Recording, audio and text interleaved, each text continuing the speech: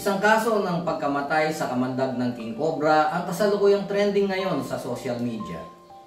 Ang kakaiba dito, ang salaring ahas ay patay na nang nangyari ang insidente. Isang barangay tanod sa Santa Maria, Davao Occidental ang nakakita at nakapatay ng isang banakon o king cobra malapit sa paaralan. Paanong nangyari na ang isang patay na ahas ay nakapag-inject pa ng kamandag? At talaga bang tatalab pa ang kamandag kahit patay na ang ahas? Manga, gana yan, manga. Wala ka mang ikuan. Ganahan ka mo sa nadugo na yan. Yaw. Yaw. Wala ka na ganahan ka mo katulyan. Doon pa. Wala mo papangaon. Yanga, yanga, yanga. Yanga. Pangasan ako naman niya sa sana. Oh, yanga, tanaw, yanga, yanga, yanga, yanga. Ang mga ahas ay cold-blooded animals. Kumukuha lamang sila ng init sa kanilang kapaligiran. Hindi tulad ng mga warm-blooded animals na gumagawa ng sarili nilang init para sa kanilang katawan. Kaya kaunting enerhiya at kaunting oxygen lamang ang ginagamit ng mga ahas. Dahil dito, ang mga selula sa katawan ng mga ahas ay hindi agad-agad na namamatay tulad ng sa mga warm-blooded animals. Laki. Oh. Oh. Laki. Nanak ko na nabilat tatay. Haba. Madin. Son. Ang isa pang banakong ito sa San Jose, Nueva Ecija ay ilang minuto din na pinagtulungang patayin, pinagbabaril, pinalo at tinaga. Subalit matapos ito ay makikita pa rin gumagalaw ang buntod nito.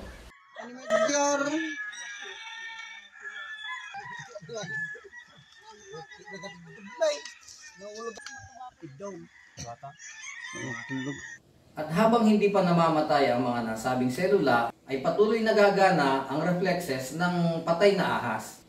Minsan ay inaabot ng 10 minuto o higit pa.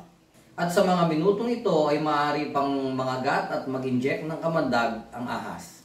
Papangaon. Yanga, yanga, yanga. Yanga.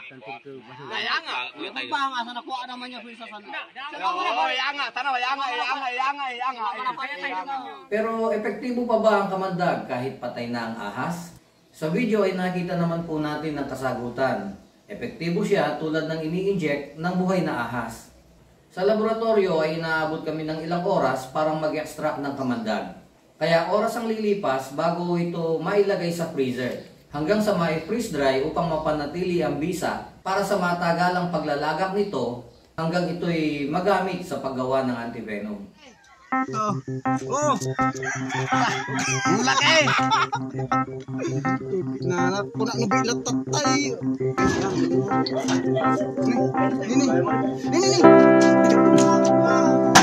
Madin. Son. Pamalo lang ang katapat ng isang makamandag na ahas. Napakadali kung iisipin, pero sa katotohanan, napakakomplikado ng kaakibat nitong peligro. Kasaysayan ang magpapatunay na maraming buhay na ang nabuwis dahil sa pangangahas na hulihin, hawakan o patayin ang inakala nating walang kalaban-labang ahas. Sana'y nakapag-ambag po ako kahit kaunting kaalaman. Maraming salamat po sa panunood. Hanggang sa muli.